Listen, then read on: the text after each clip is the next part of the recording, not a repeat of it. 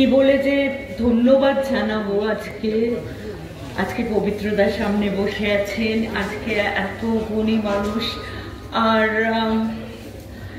গীতাঞ্জলি যে এত বড় একটা সম্মান আমাকে দিলেন, তার জন্য মানে মন প্রাণ থেকে আমি আমার ধন্যবাদ জানাচ্ছি।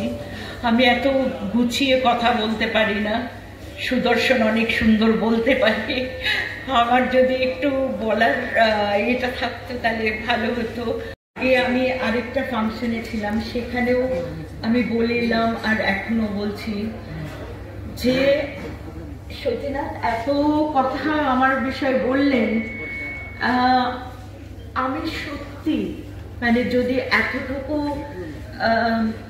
বিশ্বাস আমার উপর থাকে তাহলে আমি আপনারা বুঝবেন যে আমি মন থেকে বলছি যে আমি যা করেছি, আমি কি করেছি আমি জানি না। আমি এত কিছু মানে আপনারা বলছেন, আমার মনে হচ্ছে কি আমি অন্য কারোর বিষয় শুনছি, আমার না। আমি এক্সিস্টই করি না। আমার পুরো মনে হয় ওপরে কেউ আছেন। আমি হয়তো আগের জন্মে, গত কয়েক জন্ম ধরে খুব ভালো কাজ করেছি, যার জন্য আমি